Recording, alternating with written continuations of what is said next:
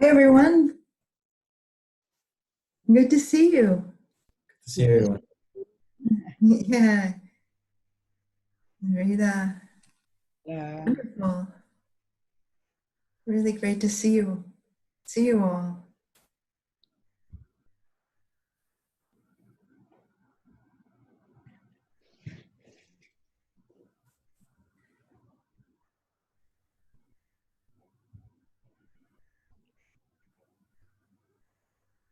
It's such a wonderful thing to feel the space open up, isn't it? And in recognition of each other's presence. It's a it's a very beautiful thing.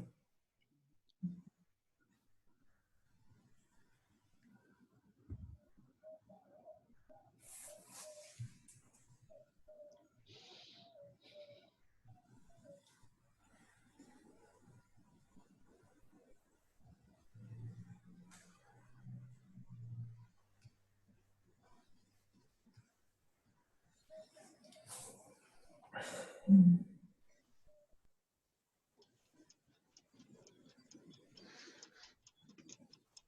Mm. It's also good again to just take a moment to arrive here together.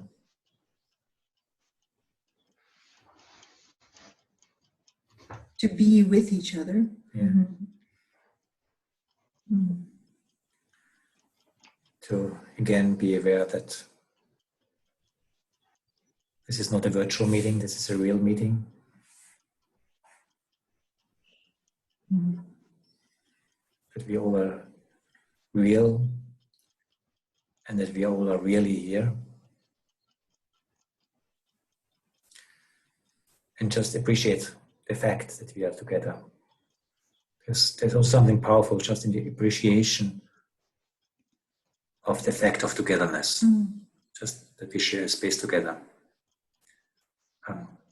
There's a specific power in the power of appreciation. Mm.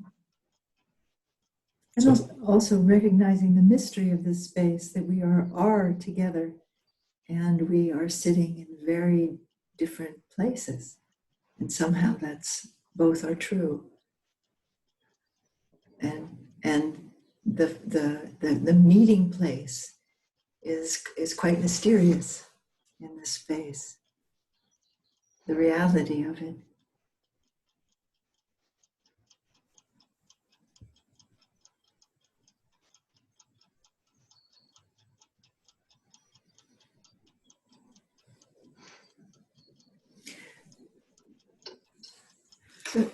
So this session is really for you, to hear from you, maybe what questions you have, your experiences since our last the end of the mini course, things that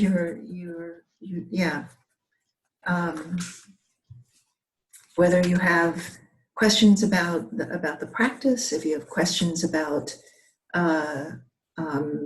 specific things in terms of the work that you're doing, we're here to respond to where your edge is, where your curiosity is, where your learning is,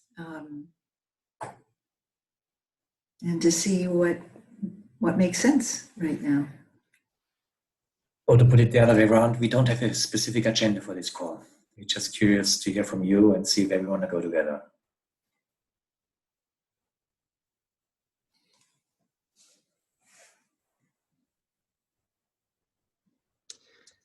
Well, I'll start with a question. I'm not sure exactly even how to phrase the question, but I had invited a friend to join me, a colleague, actually a professional colleague, to join me because she and I are involved in facilitating a number of group sessions with older people.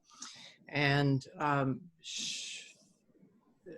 well, I found it extremely valuable. She said, gosh, the language was so esoteric. I didn't know what this consciousness thing was all about. And they were using terms I didn't understand and so on. And she kind of walked away and said, you know, this is just too, for everyday people, this is just why, this is just too out on a limb. I couldn't grasp it. So I guess I'm interested in ways, and I still would like to bring some of this, and I'm planning to the group of facilitators, but I'm feeling a little bit caught in terms of how to communicate it in a way that's really down to earth and gives people, and that it's not some kind of woo-woo thing, and that feels safe for people who aren't necessarily exposed to this kind of thing. Mm-hmm. That's a great question. And I think if you know what we're talking about, there's a way that you can be an opening to this, to the connected space for your group, without mentioning consciousness, without mentioning the intersubjective, without mentioning any of that. You can know. You can speak about curiosity. You can speak about interest. You can speak about not already knowing what someone else means by what they're saying. You can talk about deep listening. There are a lot of ways. You can talk about following a thread in a conversation, meaning that when someone contributes something, that you bring something that takes that further, rather than going off on your own point. There are a lot of ways to translate what we're talking about into things that don't require a depth of connection with consciousness. However, we felt that since most of you are working from an understanding like that, Mm-hmm. that for you to understand this at that level is important. Right. Yeah. But in fact, what you're bringing in is a very crucial question, because the purpose of language is to create understanding, mutual understanding. Yeah. So if I do this carefully, I always have to be just very aware who I'm talking to, Mm-hmm. to create mutual understanding. And in a way, we developed a certain language that we think has a high capacity to communicate what we think is essential for doing this. But there are certain words like consciousness that basically, if someone is in a context where consciousness is kind of a red flag word, where this is already kind of an esoteric word, to talk about consciousness is counterproductive, because there's no way to create mutual understanding, and it's maybe also not necessary. It's maybe more complex to talk about it in a different way, but to talk about co-creativity and to talk about mutual understanding and to talk about the creative process that we work together when we talk, for example, in a work context, is a much more appropriate language to talk about. And it's a question of respect for the context, to always find the language that we together create understanding between each other. And it's an ongoing thing that I find very interesting, to have to respect that language is there to create understanding. So it's not to basically put my truth and my languaging on you, but to create something that we understand each other. And then we look for the right words how to do this. And also respect for the other human beings who are in a different context. And Thomas was speaking about co-creativity, which is useful in a work context. But it's also, if you're in a more clinical or counseling context, to bear witness to each other, which has often Christian connotations, or to be really willing, be there to listen, and to realize that on screen we can give our attention to each other in a deep way. That these are ways to work the language in different contexts that communicate this, maybe not exactly the same thing, but what is appropriate within that context, as Thomas was saying. And appropriateness is incredibly important for understanding. Yeah, very, very helpful. Really helpful to hear some of the wording that might have a more down-to-earth understanding for people on not connected into this world of conscious evolution and so on that we're in. So thank you. That gives me more to work with. I really appreciate your responses. Thanks, Pat. Thank you. And just to say, we were working with you as facilitators and as facilitators of a potential in consciousness for human connection and at a deep level, because it's often so difficult to connect through the screen. And that what we were sharing with you is not necessarily what you then bring everywhere. As we're saying, it's you now, if you now have a touchstone in your experience, a place of like recognition in yourself of the opening to each other that is possible here, you bring that and then find your own language that is related to the context that you're in to share it. And again, I think I may have used this metaphor. We as the facilitators and counselors and coaches and so forth are like the yeast in the ingredients for the bread. We make it rise, and it depends on what kind of bread we're making, what language we use. I mean, to say it very simple, it may be very inappropriate to use our language in the context that you're working in. Just maybe the wrong thing. And you have to find out, you have to know, and it's your kind of understanding of your context, how you create what you find valuable in this, in the language that makes sense in the context you're working in. Excellent. Thank you again. Very, very, very helpful. And I'd be curious to see if anybody else tried to explain this to anybody else, and whether what their experience was. That might be useful to know too. Great. I want to say. Go ahead. Can I? Yes, Kai. Okay. Okay, I'm Kẻ from Thailand. Yeah. Yeah, I have something related to, and might answer or not, but I want to express it.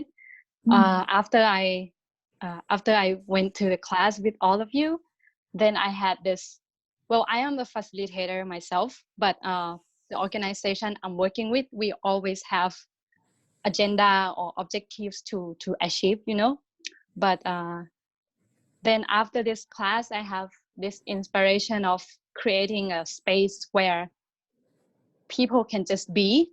That's what I understand from this. I don't know if I'm right or not, but I have this inspiration of creating the space where human can just be, So I posted online on my Facebook that I take 5 people to, I facilitate a session that just I let them know that this is the space where you can be yourself, and you can just say whatever you have in your mind. But everyone here, we are acting like a human too, that we don't need to judge, or we don't need to be knowing more or knowing less, or be better or be worse. Just be there for the other person. And I didn't use any word of, I didn't teach at all. I just say this, and then we do grounding together and ask one person to start first, that he or she can say whatever they want. And then if that, well, I give them like 7 minutes to just say whatever in the mind. And then after that, because I remember this from the flow, the day that we learn about the flow. So after that, I let other people, if they have something pops up in mind and want to share after that, they can just do so, and everyone just listen. And then it went pretty amazing. Like the topic just came up. Like I didn't have any topic, but it just came up, and everyone just feels like they are connected in some way. So I felt like, wow, this is what I felt in the class, and I feel like this has to happen. But I think it's such a good time that we are stay at home, and meeting in Zoom is very easy. Like you can just be in your living room and go into the space, go into the circle that you feel connected to people that you don't know. And that's what I got from this class. And then I went, like I just has one on Thursday, and then I will have another one tomorrow. Awesome. And yeah, and I think this will continue because I see that, well, many people share that they feel like they don't have someone to really talk what inside of their mind or their heart to, you know. But it's so amazing that you can talk all of you to the other person that you only know their name. And I think that's amazing. Yeah, it is. The intimacy is incredible. The intimacy, the intimate connection is amazing. And maybe even sometimes the fact that you don't know anyone but their name in some ways may make it even easier to share. Yeah. Because Kai, you're touching on something that we become more and more aware of, that usually because the Zoom meetings or any kind of online meetings is such a new human experience, that most often we are right now aware of the limitations of it, because it's so different and we don't know, but we start to more and more also learn about the new possibilities of this. As you're describing, to create in your living room very easy, intimate relationships that you can develop and work in a way that was not possible before in this easy way. And there's something that we can create in this new sphere that we are creating online. Not promoting that online is the only thing for the future, but it will be an integral part of our future. And we are just in the process of finding out what this sphere really holds for us. And it seems that you, in your work, are kind of tapping into these new potentials. It sounds very exciting. Yeah, fantastic. Thank you. Thank you for sharing that. Thank you. So maybe can I say something? Sure. So I made some experience working with Zoom, and one experience was that talking about something I really felt what the participants felt. I was really astounded. So you could imagine, it was so strange. And I wondered and I asked myself, is it real? But it was a moment everybody was not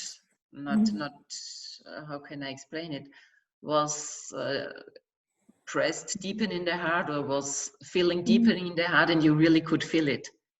So it's great that we have this possibility.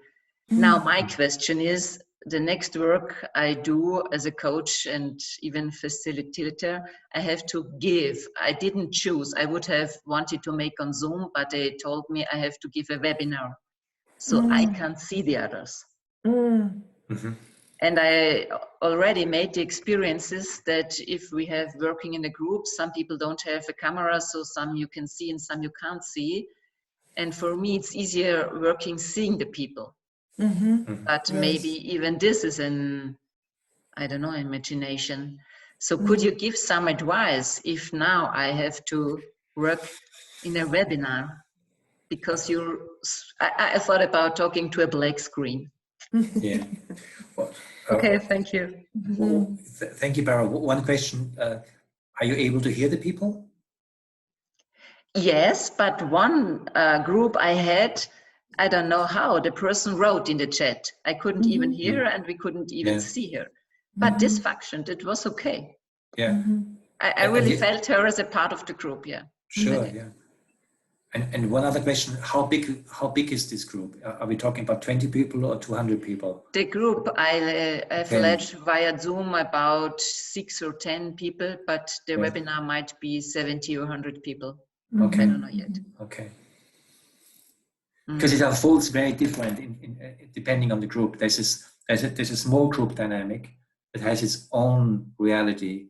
There's let's call it a middle group dynamic, where we are right now, and there's a big group, like when you're 100, 200 people, it's a very different dynamic, and one has to work it in different ways, like talking in a seminar or having a hall with 200 people that you give a talk to.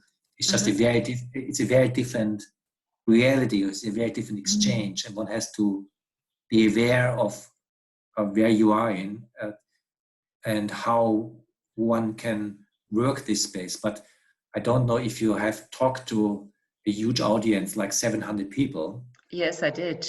But I've been in front of, in the real setting with the people. Yeah. But by 700 people, you also don't, you see them and you don't see them. Because, in fact, that's at least my experience. You have more an inner eye where you are in touch with the audience as a whole. Okay. That's how I relate to it. Of course, it's very different because you have a physical presence of a whole, but there's a whole body of presence that's held by the 700 people. And usually you have some touchstones in the audience that are reference points. But your life experience depends on your connection to the wholeness of it. Okay. And I mean, I'm just talking from my experience, and may work differently for you because we have developed this work also far before there has been video conference, where we worked this on telephone conference. Yeah. And there is a capacity to develop a sense relationship with the whole, if there's just a phone connection. Okay. Yeah, and also, I mean, we have done the webinar mode. And there's a way. Part of what is weird is sometimes with a webinar, what you see is yourself, which is also very weird. It's very strange. It's like you're talking to yourself, but there's a way in which, and I think it relates to what Thomas is saying, a way in which to kind of open yourself to a body of people, and maybe even share with them at the beginning, I'm really here and I'm talking to you. You know. Okay.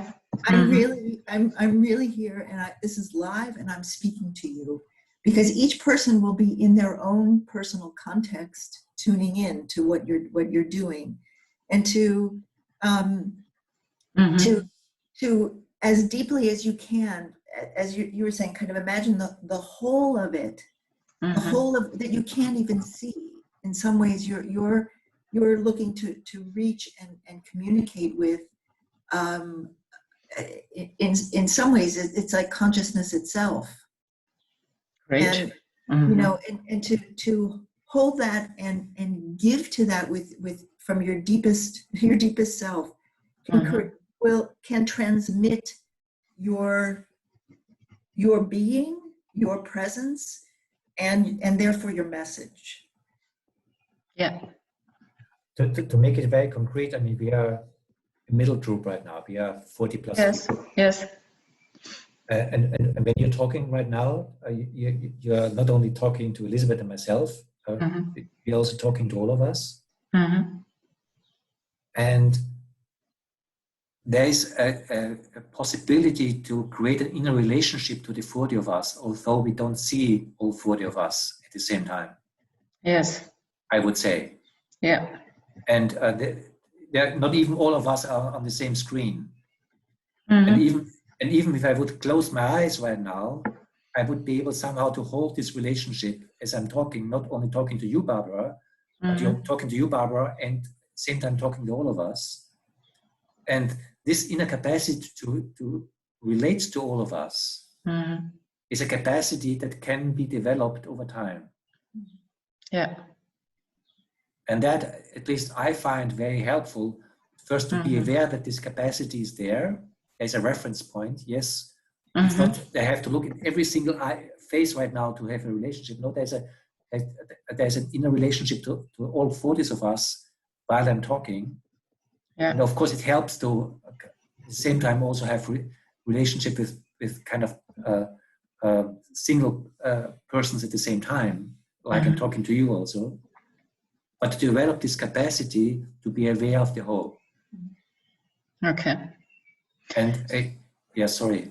Yeah, one question, because at the beginning they thought, because this conference might be in Estonian, so they thought that the people would be able to collect there, because there are not that much COVID numbers.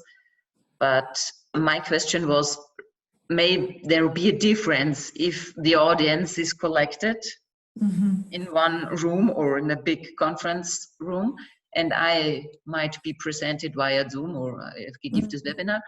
Now I think they're all sitting, as you said, in their own rooms at home. After your experiences, did you notice any difference? No, maybe not. Explaining. No, it's very different.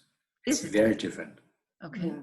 It's extremely different. It's completely different situations if basically you are talking to an audience that's collected in a physical room. And you can't see them. And you can see them.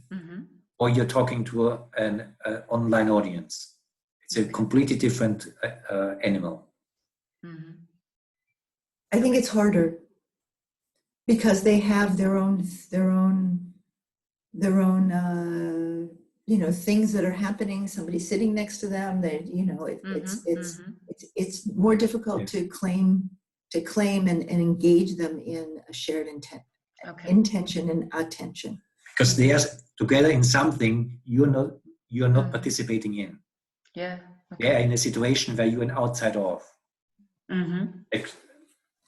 Yeah. Okay. Great.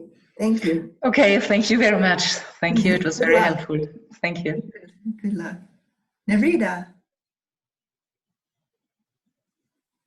Oops, you have to unmute yourself. Okay, I did. All Okay, right. So Hi. I wanted to share a couple of things. One has to do with creativity and the other one has to do with connection. So I do groups of women's spirituality. And sometimes we celebrate the moons, or sometimes we do something different. And with the social distancing, I was thinking, maybe, I mean, if we do like a Zoom meeting, it will be only like a talking, you know, just like that. And after I took the training with you, so what I did was I'm gonna do the full moon, which was last Thursday with them. And then I started working on that, on how should I invite the elements. So what I can share screens. So I look for images of fire, water, and all that stuff, and I put it in there. And then I work hard on doing something about the moon, you know, like a ritual, a whole ritual for the moon. And I invite my friends, and I even invite people that were never in the group to just to check with people that we don't know each other. And what I realized, I'll tell you this, is that regarding, I worked hard in putting the meeting together. Once I started the meeting, I just give it away. I told them, this is the first time that I do a ritual in you know, by the internet with Zoom, and I'm gonna need the help of every one of you. Your help, your creativity. So what I'm gonna do is I'm gonna talk a little bit about what we're gonna do first, and then we do. And another thing. So what I experienced was that I was able to let it go, because in person, when we do like a meeting in person, we hold hands, sometimes we dance, we're able to do a lot of stuff. Over here we couldn't hold hands, but what I did was I because it was a flower moon, I told them to bring flowers.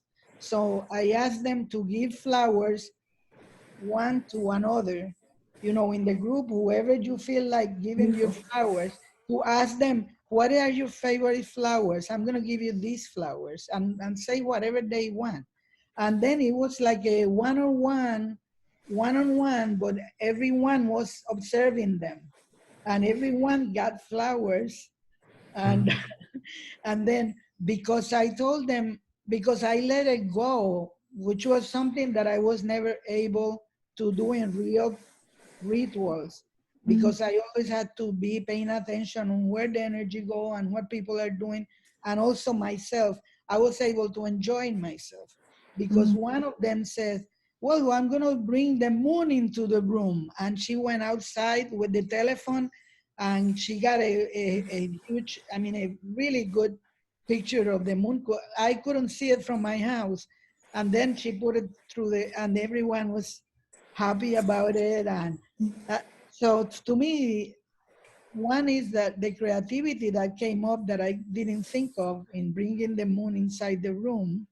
And the other part was that I was able to really let it go to the group, you know, let them talk and enjoy each other. And it was a lesson, a great lesson for me of letting go.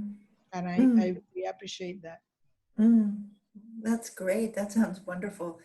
I really appreciate. It's interesting because the letting go and the trust that you gave actually helps the creativity enormously. Yes. Because it's like, it's not like demanding that they do something. It's a deep invitation and a deep relatedness and trust of what can happen between you. And that's a very, very powerful incentive and inspiration for co-creativity. And also a word that I listen from you, the two of you, mostly from you, is that you always keep on talking about inviting. So all the time that I was going to say, what we're going to do now is this and this. So I used the word inviting, and it was also really, really cool. Great. Thank you. You. Fantastic. Yeah, thank you. Great. Thank you for sharing that. Thank you. That's great. May I add on to that a little bit? Sure, Helena. And also maybe to what Barbara asked, because my experience was in the last weeks after this, I was so full of all this I want to bring to a group and explain, but I also stepped back and I didn't bring it to the group. I didn't explain anything, but it was more realizing this shared responsibility. It's like Nareda just said, this co-creativity, and even if you give a webinar, I feel it's like it's not only your responsibility to have everybody in the space and to keep everybody on track, but it's everyone's responsibility. And this I really learned in those 4 days, to take time and, well, just share the responsibility. And it was amazing. It was even better than in real, like in personal workshops, and everyone, I will do this, I will do this, I will do this until next time. It was a very different dynamic that, not to see myself as the facilitator who has to keep everything together and keep it on track, but to say it's a shared space and we are making this happen together, and it worked perfectly. And I feel even for a webinar, it's like, it's your choice to, whatever you want to bring in. That's great, because I mean, that's what we were saying about the space being held by our shared intention and attention, that if that's not happening, it doesn't happen. But so that does make each one of us responsible for being here and for creating something together from the beginning. Yeah. And it was not about consciousness or anything spiritual at all. It was a very down-to-earth topic we were talking about. Cool. Yeah. Great. Thank you. Great, thank you. Like Ursula. Oh, Ursula had her hand up. Yes, thank you. And it fits quite well in the sequence. So it's okay that I'm now, it's my turn now. The two things, so the context and who is in there.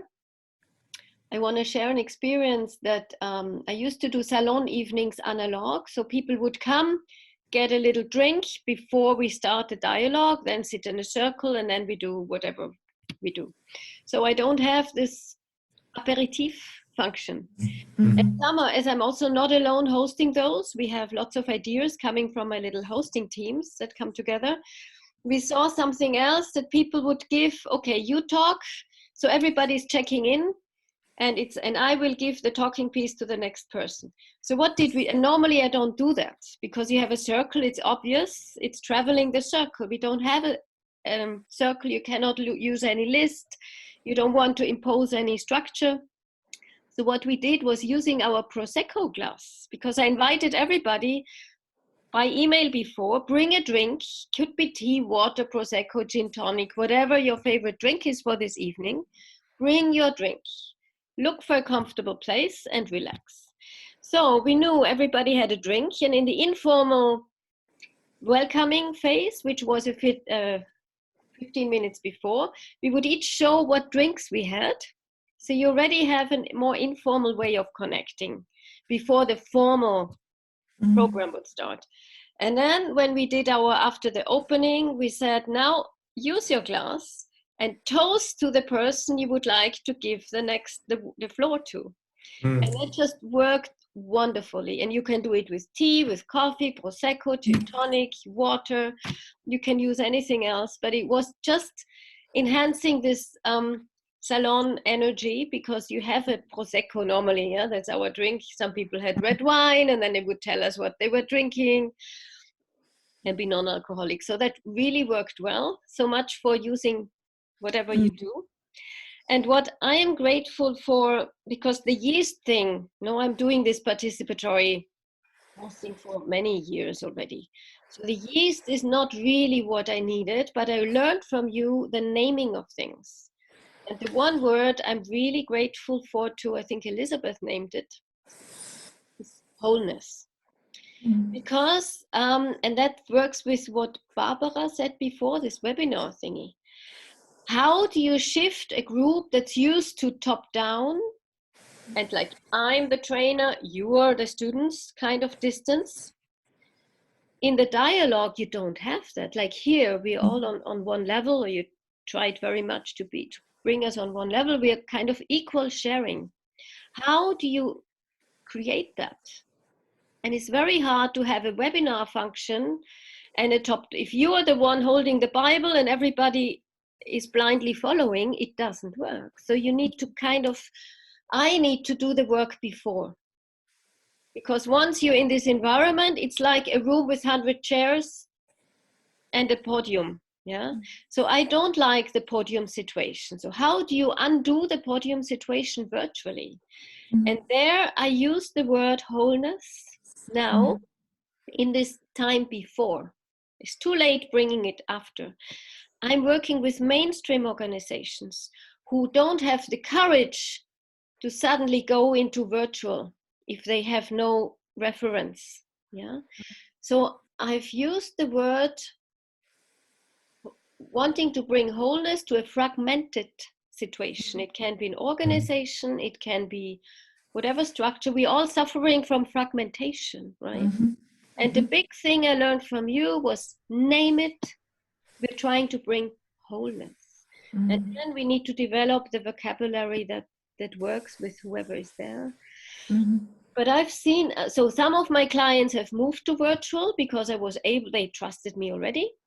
And those who don't trust themselves in the new environment, I have a lot of more work to do. And I just recognize that, because I like to just thrive and do my work. And now I'm blocked because others are not they are not in this trust room that I am. So I'm now looking for bridges constantly. How can I invite people in this trust room that it's okay to co-create, that it's okay to let go of control? Yeah. And the only word that seems to be healing that is wholeness. And maybe others have that same experience, but I just changed my own attitude. Okay, I can't immediately go in delivering my services. I need to pull back and develop something where I can coach people to trust in this new way of being together. So we are doing two works at the same time. We're doing the hosting facilitation, which is one level, but the other is the preparation work, which is much more difficult. And that's where I feel my energy needs to go now. Yeah. And there is my own learning curve. How can I bring people in this who don't have all this experience I have, and it's not their fault? And I love this change, because this is the change we're going to all together deliver in this. It's a raising up of a level somehow. And that's where I still need encouragement and maybe methods how to do it better. Because if I know, it doesn't help anyone. Everybody needs to feel the need to do this together. Yeah. Thank you. Yeah. And I think also that if that is a question that you're posing here, that you also answered it yourself, because at least the way I hear it, you were talking about inviting to wholeness, which is, to my understanding, what the facilitator role is about. And the interesting and delicate thing is that one has to do two things at the same time, because one has a responsibility as a facilitator that also one has to accept. But at the same time, the way you ideally fulfill this role is that you become not necessary, that you create a self-organizing wholeness. You allow a self-organizing wholeness to emerge. But at the same time, there is the need to invite for that and to encourage people to join. And the only way one can do that is by invitation and the creation of trust. And it's a very subtle dynamics to do this, because it's not by just giving up any responsibility. So I'm not responsible, we are all just responsible together, and it doesn't matter what happens. No, it doesn't matter what happens. And if I'm the one who invites to a meeting, there is a responsibility as the person who invites, but it's not a top-down thing. It's a kind of an inviting to something that we want to do together, an invitation to recognize wholeness, to have respect for this wholeness, and also to create trust to this wholeness, and whatever we have, to allow this wholeness to emerge. And that doesn't always happen, but sometimes one also has, it's at least my experience, to jump in when something is really happening that endangers the wholeness, and one has to defend the space. And that's usually something one doesn't want to do, because that's a delicate thing. If something is really broken and the whole thing, one has to have to intervene. That's a delicate thing already in itself, and one doesn't want to go there. But sometimes it's necessary, because this space wants to be defended also, so that we don't fragment into fragmentation. And how to do this, I think it's a very delicate skill to be developed. And one person we learned a lot from, I'm not sure, I guess you maybe know Frederic Laloux, who wrote this book, Reinventing Organizations, who is talking about the different understanding of leadership from a traditional way and from what he calls an integral way, where usually in the traditional way of leadership is basically, I'm the leader and I tell you what to do, something like that. But in an integral way, leadership is very different, because you take responsibility that something can be co-created between us. You are just the person who feels most responsible that we are together. That's a kind of a leadership that's very different than traditional leadership, and one has to be very skillful. And there's a lot to say. It's not the time here to go into how to develop this, but I think that addresses exactly what you're pointing to. I'd say also that the leader is responsible for the capacity of the group to co-create. And it therefore, which is a whole different set of priorities. It's about building capacity in your team rather than being directive, which is a very powerful thing. And I think that this kind of Zoom space helps with that, because as we were saying, it needs our attention and intention in order to be for us to be here together.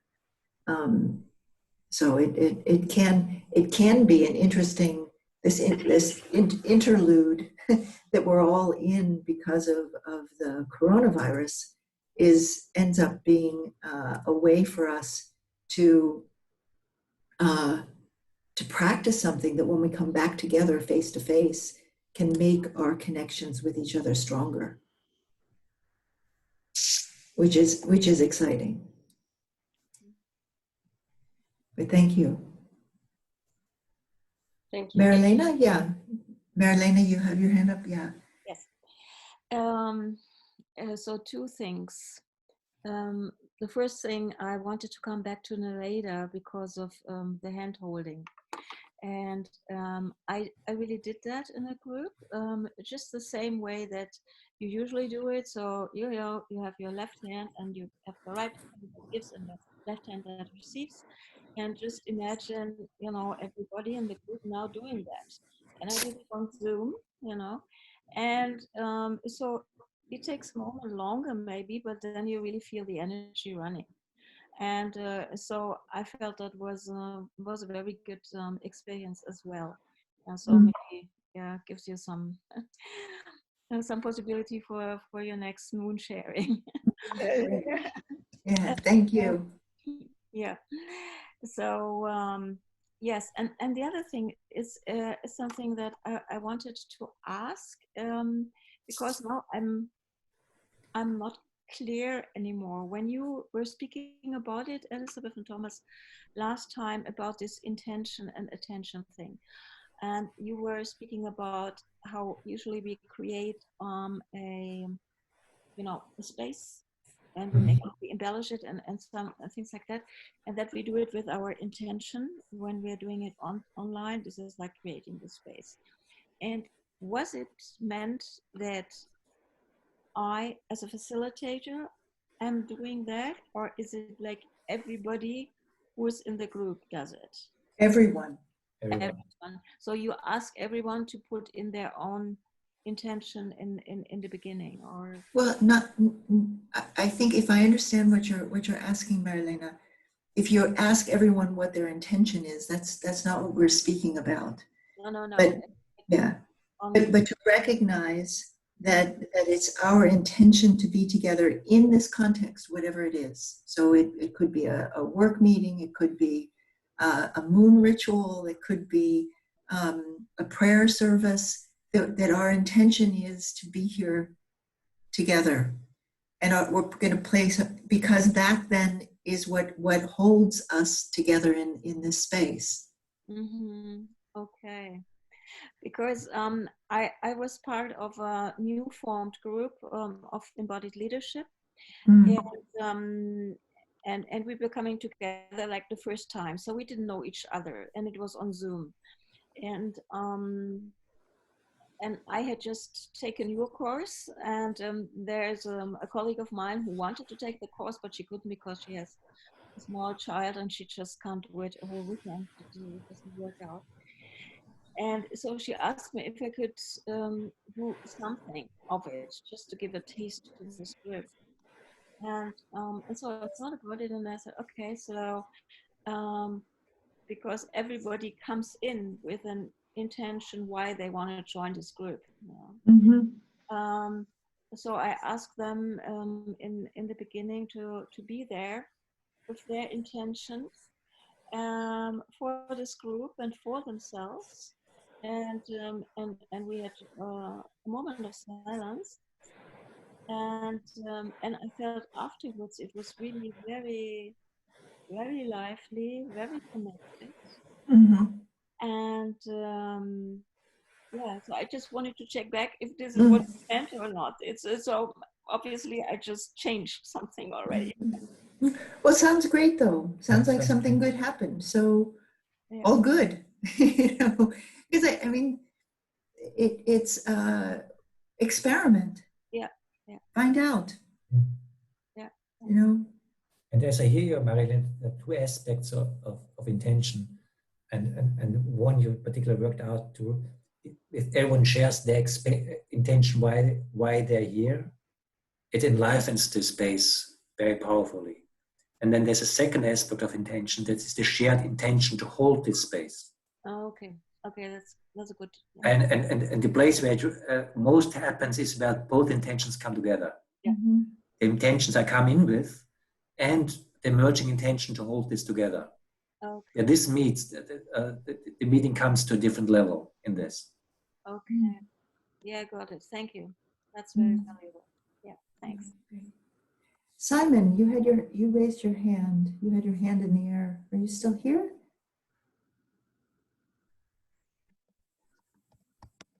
Simon, oh, maybe he was saying goodbye. Maybe so. Okay. Fiona.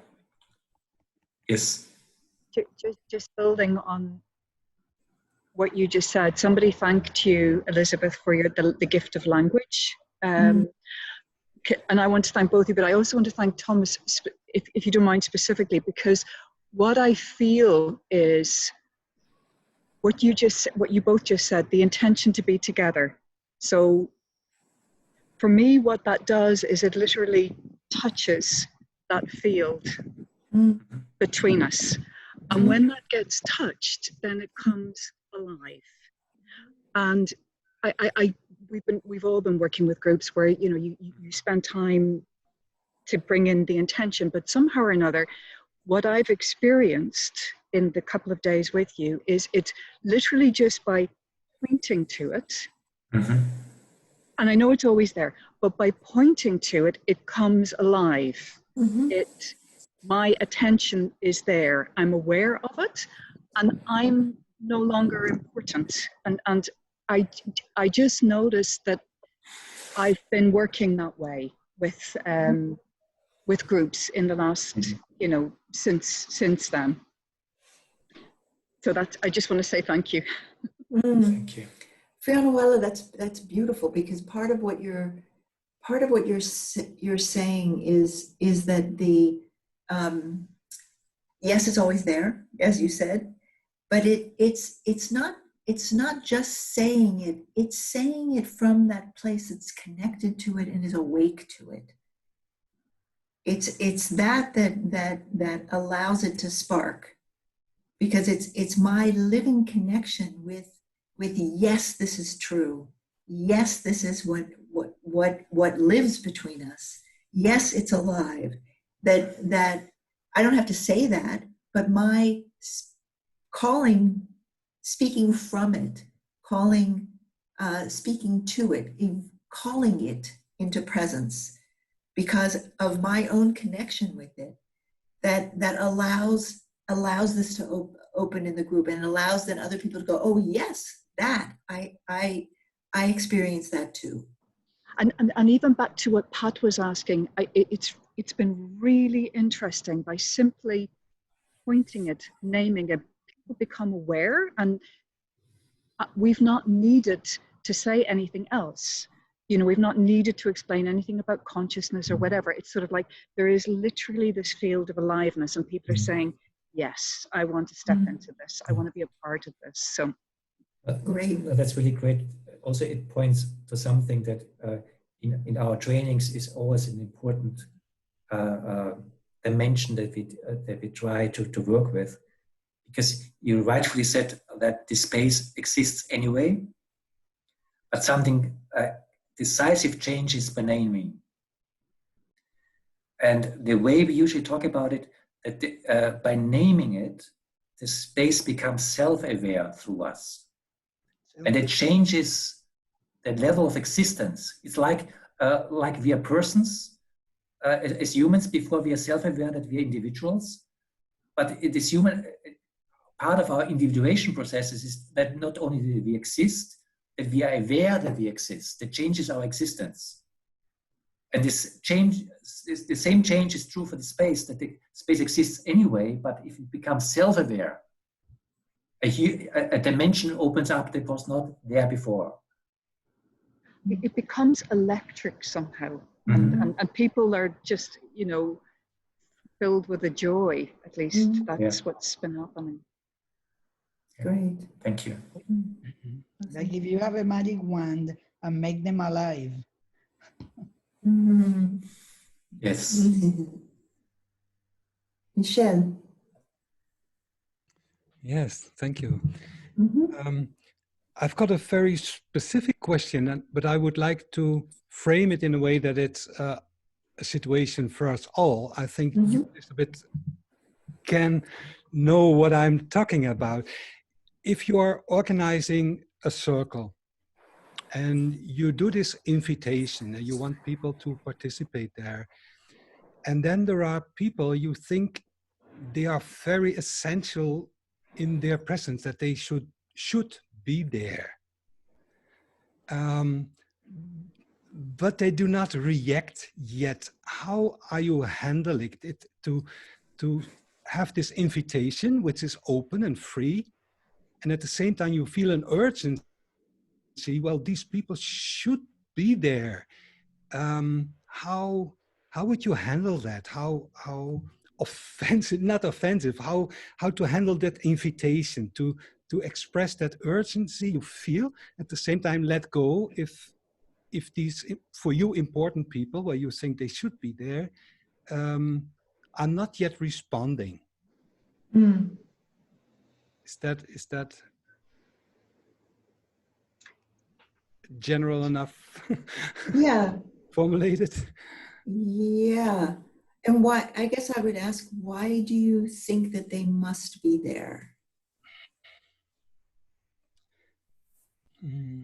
Okay, let me just, I've been organizing now a summit on dialogue, and I only recently learned about your work, and then I recognized, whoa, these persons, wow, they are one of the most important persons I've encountered in my research.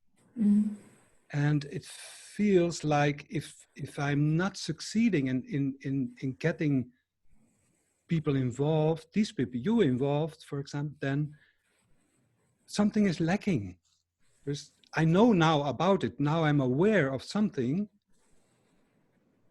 which I would like, but feels like it should be there. And it's an inner balance. It's an inner trying to, between this invitation and step forward and express this, I would so much love you to be there. This, maybe people know about this situation. Can be in any situation, in a celebration, a birthday party, or some event, especially in dialogue. Yeah. I mean, there's one thing that I've just find is this way and has to be also accepted in this way, is that we are interdependent, and this dialogue only works through our free will. We can invite, but there's no way to kind of push someone into anything, because that violates the foundation that we give ourselves freely to this dialogue. That's one thing. And the other, and that's true for anyone, particular people who should participate, let's put it that way. If I go with you, where you feel someone is really missing, to also make aware that there's a mistake that we often make as participants, that we think that non-participation is not a form of participation. Basically, if I don't participate, I don't do anything. The truth is, when I hold out, I create a vacuum in the dialogue. And to be aware that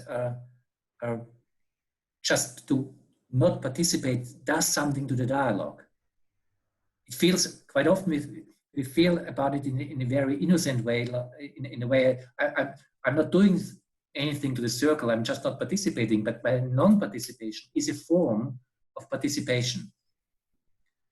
And a part of making each other also aware that being present together is the foundation of creating something different between us. And holding out is not something that is not doing anything. In fact, it is something that's really creating a particular space, allows to bring the awareness in for that. And just being aware of it makes a difference. But you're talking about us being part of your summit. And all you have to do is invite us. I try to do so. Yeah, it's great. I mean, and still, it's a very interesting question. Holding the space and having this responsibility and feeling, when you have multi-stakeholders, these people should be there, and then people are not reacting to that. Do you give them a place internally if they're still absent? Do you give them a virtual chair, so to say, to make them present in the field? Or do you just say, okay, they're not there, so they're not there? How? I think it depends on. I think what Ursula wrote in the chat is true. It in some ways it to be clear about what your invitation is. You know, what is your invitation to? And in this space, what your invitation. I mean, we're talking about not an invitation to an event, but the invitation once one is in the event. What is it that one is calling people to? But that needs to be congruent with what one has said to people is the purpose of the coming together. And does that make sense? And I think it's if whoever comes is what I mean. This relates to a point I think that we made in the mini course that one can only work in the dialogue that is happening in the present. That this conversation is shaped by everyone here and the people who speak and don't speak and ask questions and don't ask questions. It's shaped by all of us.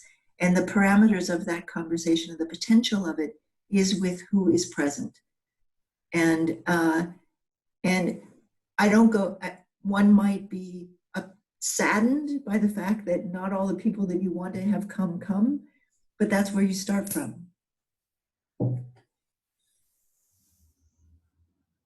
Okay, I also see that we are at the end of the hour. And yeah, thank you. There's the time for more? Oh, Simon, you're back. I lost my connection. Oh, sorry. Oh, I see. Yeah, Can I speak?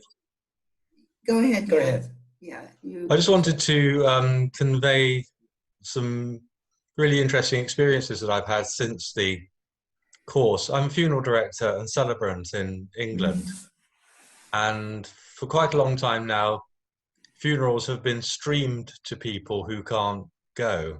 It's a passive experience for them. They're just somewhere watching it. They can't be seen. So we've been running funerals using Zoom. And so having just a few people in the venue because we're only allowed a few, and then having all the other people who wanted to come on Zoom, which we've had up to about sort of 40 people so far. And the thing that I really took from the course, which has made a massive difference, is to tell people you are really here, you are participants in this. You're not just sitting there watching it. And people have been participating, so you know, people will say something from wherever they are. So what we've been doing is trying to give people a strong sense that they're there. So we asked them to bring a candle which they could light at the same time that the candle is lit in the service. Maybe to have a photograph of the person, to be aware of the environment that they're in, so to make the environment that they're in beautiful. So that they're not just sort of sitting in a box room corner somewhere with, you know, that they've made an effort to arrive at the funeral. And these have been really very positively taken up by people and appreciated. And so to me, the fundamental difference, which I think you've helped me to see, which I'm now able to take on to other people, is this thing that this is a real experience, and you are really here. You are as here as the other people. So the terms that I'm using are you're either on screen or in room. And being on screen or in room are the same thing. And it's been lovely because so at the end people go up to the screen and they say hello to people, the people who are actually there and things. So it's really been quite a profound experience. And in order to facilitate the process, we've trained a couple of people to run the Zoom meeting remotely as co-hosts, so they can bring up pictures and music and videos and slides and things like that as part of the service. And so the people who are in the room, the celebrant and things, can concentrate on what they're doing without having to get involved with technology. All that. So I really thank you. It's quite profound, and we're going to try and promote this as a thing to go on after COVID. Interesting. Great. Thank you so much, Simon. Thanks, Simon. That's great to hear. Yeah. Great. Yeah. Okay. I think we should come to an end also to respect each other's time. Thank you just very much for being here. Also would like to remind you, we do this again as a free call, a free course. We do appreciate also your donations for that. That makes it for us possible to do this. Also, we're as you know, we're doing it again June 10th through 13th. So if you have colleagues or friends or that you would like to have jump in and learn what you've learned, it'll always be different because the people will be different. But we welcome you and would love for you to invite others to participate in June. And we sent a list of some of the programs that we offer that are about training more in the higher we process and learning. We have them in German and also in English. And if you're interested, you can look at the One World in Dialogue website or the Emerge Bewusstsein Kultur website, which I think I sent information about, and I'll send it again. But we'd love to have you more involved in our programs. If funding is a question, just please let us know. That's also a question we haven't really talked about. If we want to follow up with these calls, or at some point, if there's interest for that, we also okay. That seems to be a response, and we would love to do that. And we will send you an email.